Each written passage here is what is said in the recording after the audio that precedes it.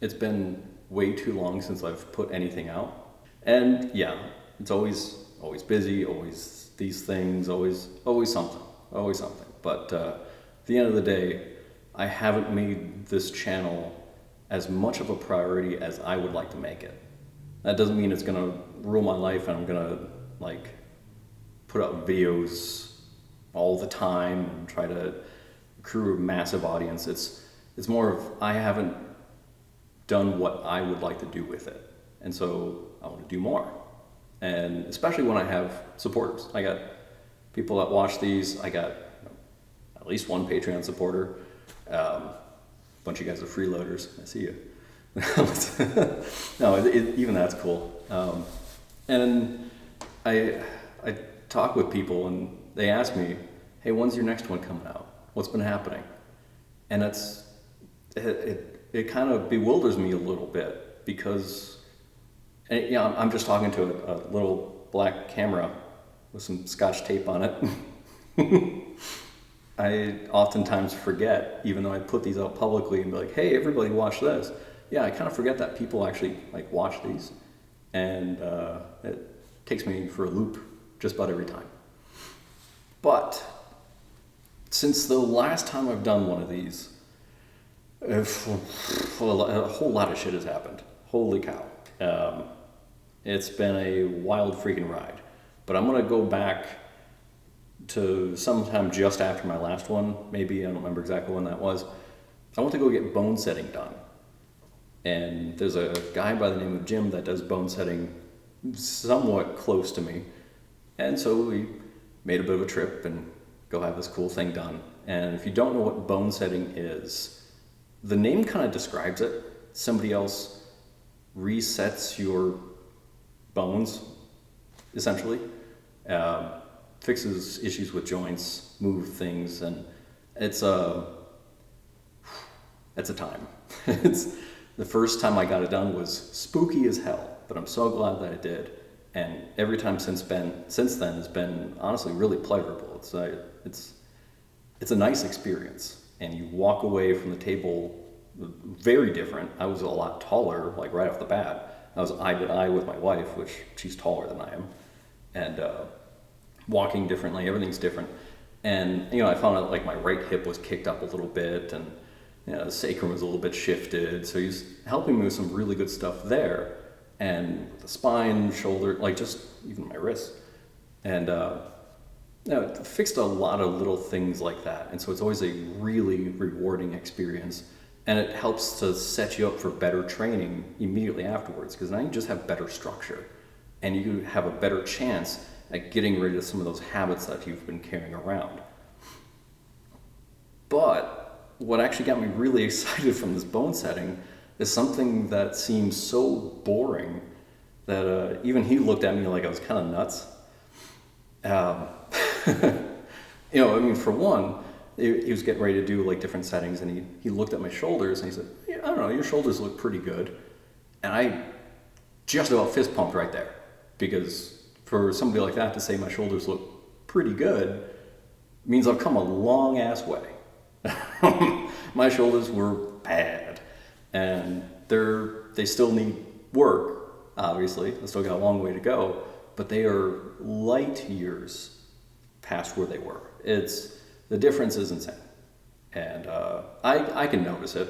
It's this gradual shift, but I definitely notice it.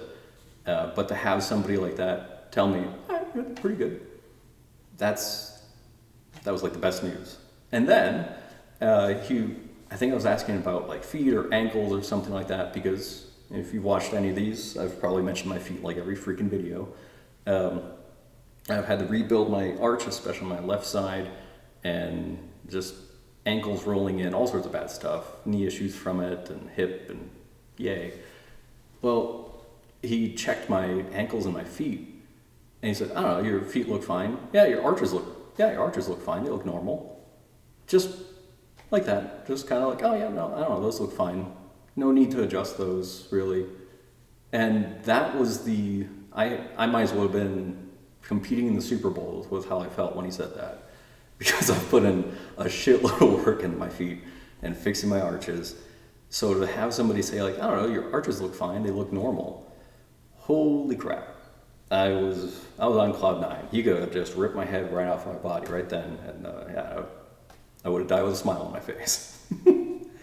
So that had me feeling great, and yeah, so we dived back into training and doing all this cool stuff, and good incremental progress, and just hitting it pretty well. And I recently took a trip to Japan. It's been a good few years at this point, and I hadn't been able to go with my parents in a good while, and we were going to meet, or try to meet, my original instructor for Iaido. And that was a whole process, but we did get to meet up with instructors over there. We did get to train Yai over there, which was awesome. Like, I miss training over there because it's so concentrated. The detail you get, the time, they do it right. So that was really fun. And we also got to meet up at the sword store and actually like see how they hand make all these blades. It was cool. The other thing that we got to do that for me, it was a long shot.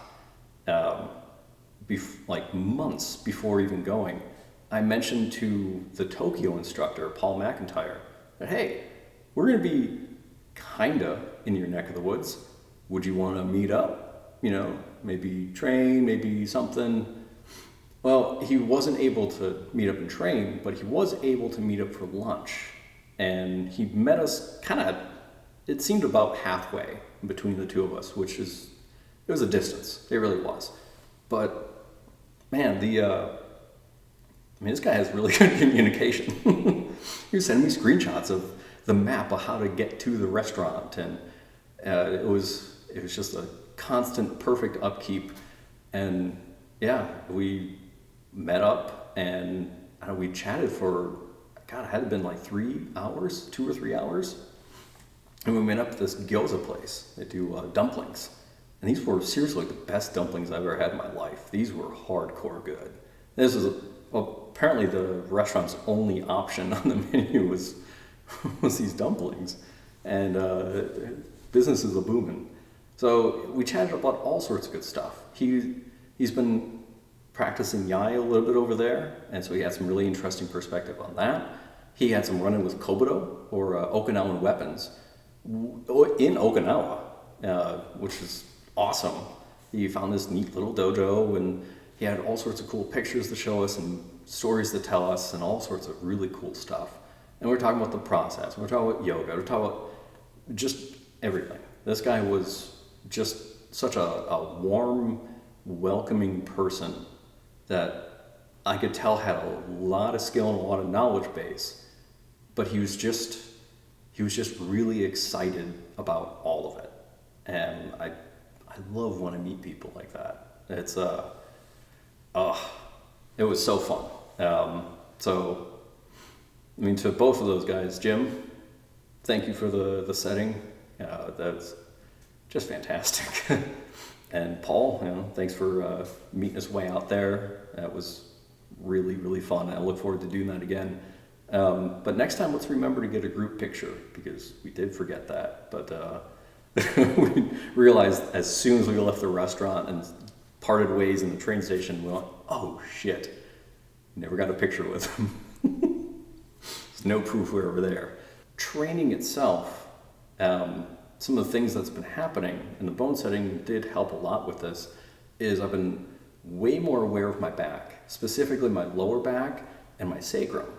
I can describe what shape it is. I can feel the space in between things. And not because I looked on some chart in a book and just kind of traced it with a finger or something, or even tracing my own with fingers. I can feel it. I'm aware of that spot, and it's a strange thing to be aware of. And, you never really know what you're missing until you feel it. And so a lot of these exercises have changed, but not changed. I feel like I'm able to just do them better, and it's kind of an eye-opening experience, or a back-opening experience, I guess. It's shifted I wouldn't say my alignment through my legs, but it's made it a whole lot easier to use my quad.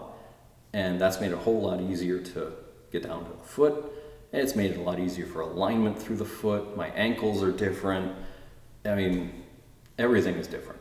And every time my back shifts, my knees shift a little bit, in good ways mostly, and my shoulder blades drop a little bit more. And things settle a little bit more. And I'm able to lift the crown a little better. And it's this really neat trickle-down effect. A lot of this training I've been realizing is just getting better at getting out of your own way in a lot of ways. Some big, some small, but that's a big part of it.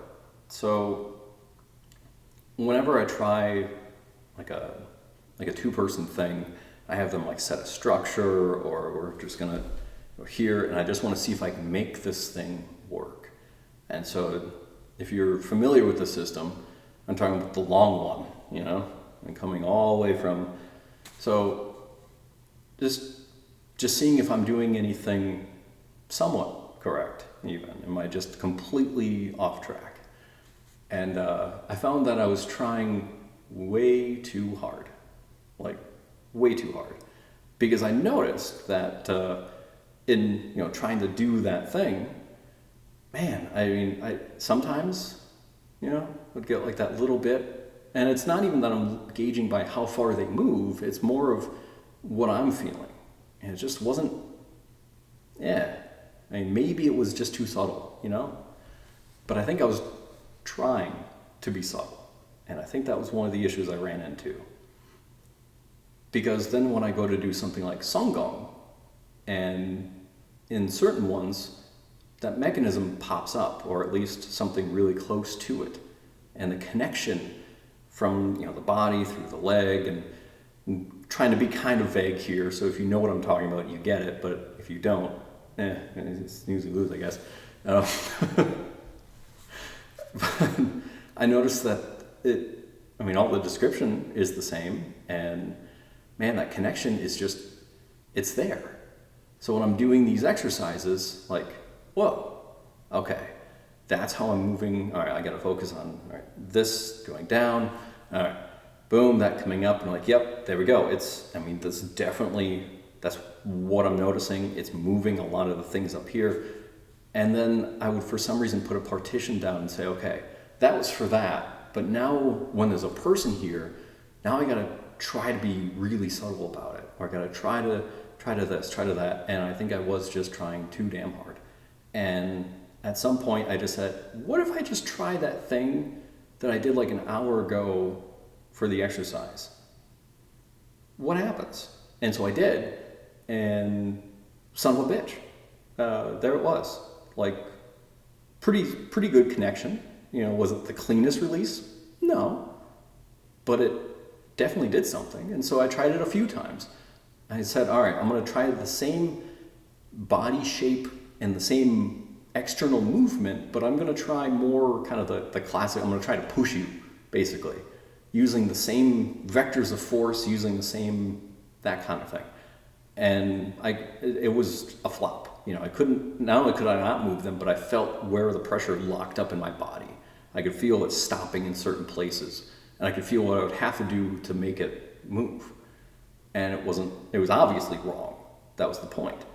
So then I tried, all right, now the same external movement is going to happen, maybe to a lesser degree, but I'm going to try to use this mechanic instead. And I did, and the difference was, it couldn't be any more crystal clear how different it was. It took so little effort for me, and that poor bastard went flying. And it was really fun, but I took that as a bit of a hint of, maybe I got to get out of my own way more than I thought. I'm sure I'll say that again. So that was fun. And I'm also trying to keep in mind that I really enjoy those things, but that's not it. You know, that's not the reason to train. That's not my reason to train. And it's a signpost along the side of the trail is what that is. And it's good to notice, and develop and refine, but the reason for developing and refining it isn't to do the throwing better, it's to do the art better. And so I'm keeping that in mind as best I can while still having some fun with it, because damn, that's a good time. Every time I get flung around, I'm still having a good time, but now I realize how much fun they're having and I'm jealous. So good reason to train right there. And speaking of reasons for training, in one of my more recent videos, the debunkers ones, I mentioned my reason for training. And I remember when I didn't write that video, I didn't have a script or anything, I just kind of sat there and thought for a while and tried to vomit in some coherent fashion. But I had the most trouble in that entire video trying to nail down, how do I put into words my purpose for training? And that was the best I could come up with, which, I mean, it kind of touches on it a little bit, but it was still kind of foggy to me. And that was the hardest part. Not the pointing out the flaws in other people's arguments. That's really easy. That's fun. I do that for downtime. But that was the hard part for that video. And I've been trying to boil that down for a while. Not super actively, but just every now and again come back to the thought of, all right, but why this? Okay, but what does that lead to? Or why am I doing that thing? And I know I'm building all this up, and I'm actually not going to tell you what I've come up with. I'm not. I'm gonna get you right to the edge and then just let it. That was a dumb joke.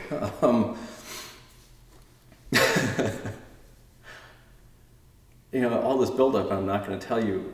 But the reason I'm not going to say it isn't because I'm embarrassed. It's not because it's some secret or whatever other reason you can come up with. I would actually be completely fine saying it. In fact, I would be happy if people knew, because maybe it would get them to look at it this way as well. However, something I've come to realize, and somebody that helped me formulate that thought and show me actually that was kind of what I was striving for this entire time, just unaware of it, was Paul McIntyre. One of the things that he brought up at this restaurant was his purpose, his reason for training. It just kind of happened naturally in the conversation, if I remember right. And what he told me resonated with me immediately, right off the bat. And I thought, that's it. I've been trying to describe that. And I couldn't. I couldn't formulate the thought through the fog. And as soon as he said it, I knew it. And, but he also, I could tell he doesn't tell many people that. I can tell he doesn't want everybody knowing his personal, probably anything. So sorry for name dropping a lot in this one if you don't want all this out there. But for that purpose, I'm not going to say. Because it's, he put it better than I could. And for that reason, I'll keep it on the wraps. Now, on to the juicy stuff. I could say my focus in training is this or that, but it's whatever I'm thinking of at the time, because every day is leg day, every day is shoulder day, every day is spine day, every day is, I hit every part of the body every day is, so there's not really one thing that's more focused than the other necessarily, but shoulders are a big focus of our opening exercises. And I say ours and me and my training partner. So, which we're creeping up on the second year of really consistent training, which is fun. I've been doing this for 6 years now. And the 4 years at the beginning were good. And I was training actually pretty sincerely and decently hard, kind of consistently, but I didn't have a regimen. I didn't have a timer for a lot of it that would say, okay, now you've made it, now you can drop your arms. Or you have to do these ones even though you don't feel like it. It was up to just me. And roughly 2 years ago, we started doing this in person, well, I shouldn't say in person, but this training together. And a lot of it's over like video call, like Discord, which is handy as hell. And it's kind of a brutal training. It's brutal few hours in the morning, but we hit the shoulders pretty hard. I've been noticing more and more changes in my shoulders.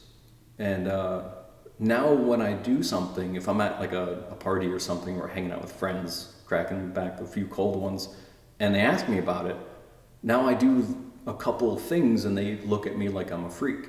To me, these things are kind of normal. They're ordinary now. But it wasn't that long ago that I would have reacted the same way. And so like one of those is the shoulder. Let me see if I can, momentarily bringing some bad habits. This feels like where my shoulders used to, oh, that's terrible, used to be. They're like down here now, just typically. But this is about where they used to be. Now, even if I bring it down a bit to where they are now, when I bring my arm out, I can actually gain not just, I can't just put it into place. I can gain a little bit of space. I can actually shift specifically my shoulder without anything else going and without things tightening up and without doing a whole lot of weird stuff. But I didn't have that mobility before. I didn't have that option before. And what's crazier is that, well, it's loose. For what I think is the first time ever, I can actually it's squishy. I can squish my shoulder and down my arm. You know, I never had loose triceps before, and this is wild. And my forearms used to be like just made out of stone. Especially, I kind of blame Kobudo for that one, but I would do so much weapon training and conditioning of the arms and stuff that there was never a point in my life where I could do this. It was always tense, no matter what, even when I'm sleeping. And now it's not only soft and squishy, it's getting a little looser on top, by the way, which that's going to be the next bit to go, I think, that and the elbow. But if I rotate my arm, I can find my forearm bones separately with my fingers, and it just hangs off the bone. I can just dig in there and find it. I can do the same thing with my shin bones. I can get my fingers wrapped around either side of my shin bone now. My calves wouldn't let go before either. I remember I was at a camp, and towards the end of one of the training days, a gentleman named Jose came over, and he was working on my leg or something. I had a knee injury pop up, and he was like, all right, now get your calf to let go. So I did. And he kind of chuckled because it was still, it was a rock. And that wasn't all that long ago, really. That was like 2022. And now it's just hanging. I can dig around at it and pick things out with my fingers. So things are rapidly progressing. Quickly too. The more release I get and the better quality release I get, every time I do, the training ramps up a lot, and it just keeps building. And some parts get less. It's kind of a semantic, but it gets a little less painful, but takes more effort. The reason I say it's semantic is because, well, to me, the painful part of a lot of like the shoulder stuff was the muscles were really in the way. Now that things are loosening up, those muscles don't feel like they're being torn apart, but my whole arm does. Which sounds worse, but it almost feels kind of nice. I don't know. And I'm not talking like easy ones either. I'm talking like crucifix and yin yang palm and things like that, to where, don't get me wrong, it's a massive struggle, and I'm just pushing through as best I can. However, the pain is different than it was before, and I feel a lot more connected, and I can add more to the same instructions. I can do it better, and without changing anything. it really is as they say, just follow the instructions. And with that, my back opening up a good bit more, I can, my legs feel connected through my lower back in a way that they haven't before. And then things above that feel connected to my lower back.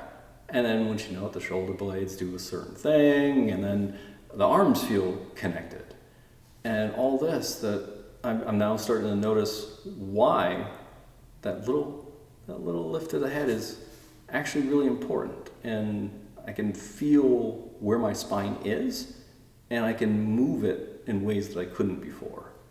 I can move my spine.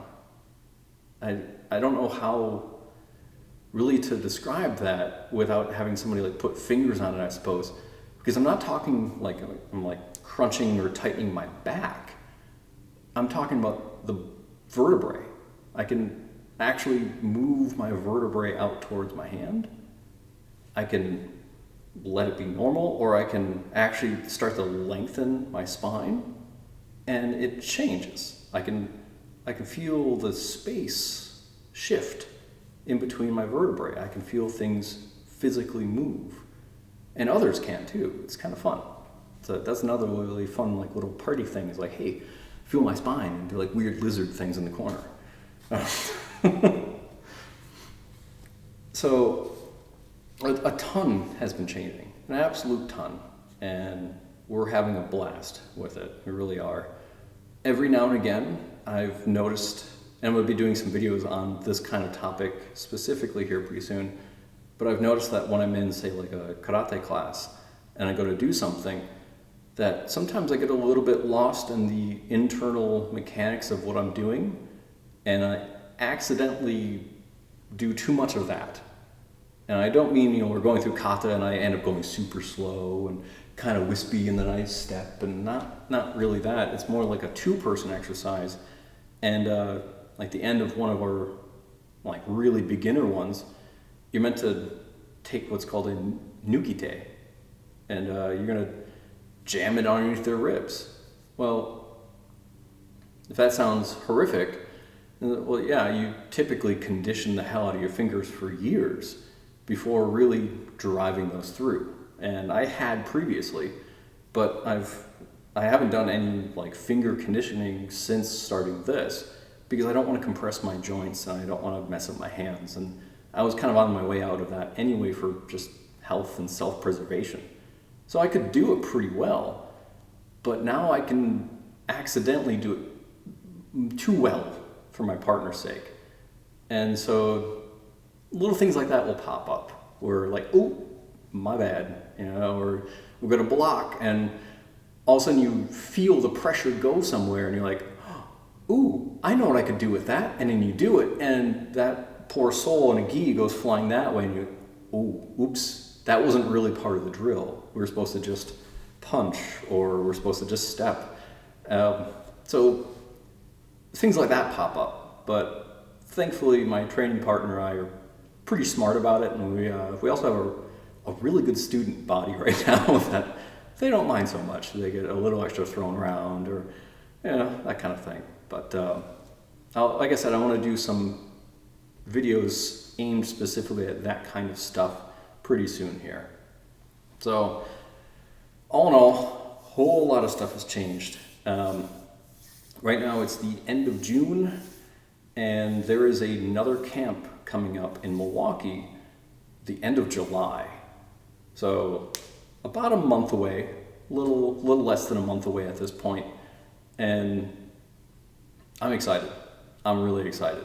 It's gonna be a pretty sizable camp from what I hear, like a ton of people, and it's just gonna be a good time. It's gonna be really good. We're gonna probably work our asses off.